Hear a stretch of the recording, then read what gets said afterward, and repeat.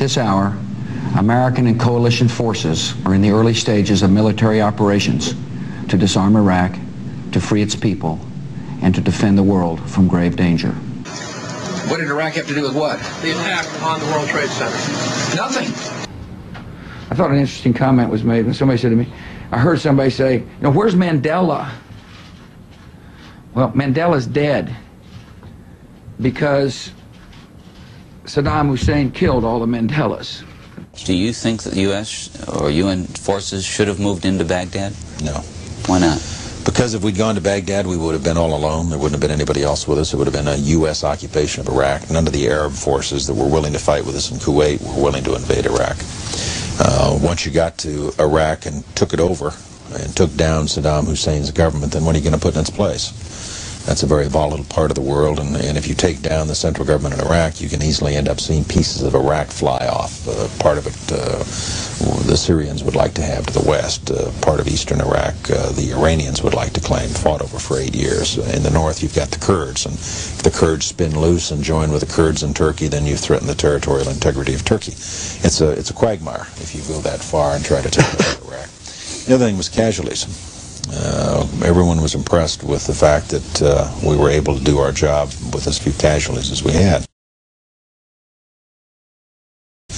But for the 146 Americans killed in action and for their families, it wasn't a cheap war. And the question for the president, in terms of whether or not we went on to Baghdad and took additional casualties in an effort to get Saddam Hussein, was how many additional dead Americans is Saddam worth? And our judgment was not very many, and I think we got it right. I don't think that there's anybody who imagines that Saddam Hussein is a good guy or somebody that isn't a threat to stability in the region as well as his own people. But I also think that us rushing headlong into a war unilaterally was a mistake and may still be a mistake. What the debate's really going to be about is what's our long-term commitment there? How much is it going to cost? What does it mean for us to rebuild Iraq? How do we stabilize and make sure that this country doesn't splinter into factions between the Shias and the Kurds and the Sunnis? And if you take down the central government in Iraq, you can easily end up seeing pieces of Iraq fly off. And how would you have voted? Would you have supported that resolution, voted yea or nay? If it had come to me in an up or down vote as it came, I think I would have agreed with our senior Senator Dick Durbin and voted nay. And the reason is not that I don't think we should have aggressive inspections. What I would have been concerned about was a carte blanche to the administration for a doctrine of preemptive strikes that I'm not sure sets a good precedent.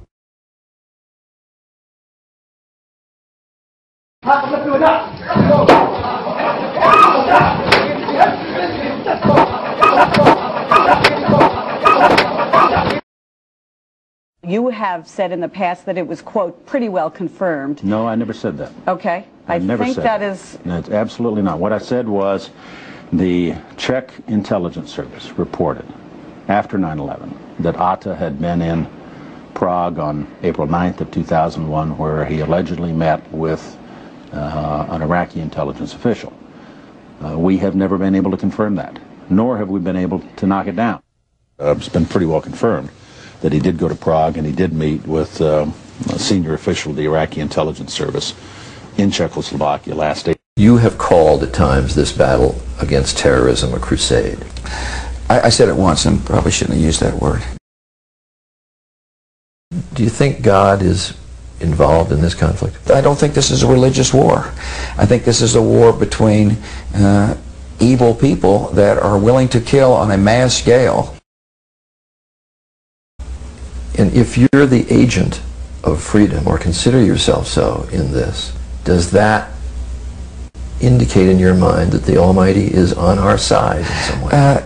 Charlie, I think that you shouldn't try to read too much into what I'm saying. What I'm saying is a truth. Do we all worship the same God, Christian and Muslim? I think we do.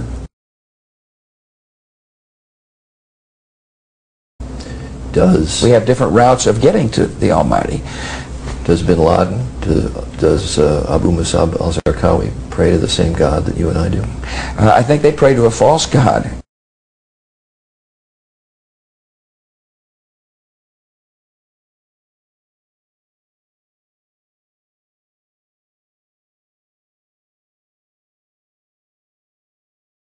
Otherwise, they wouldn't be killing innocent lives like they have been.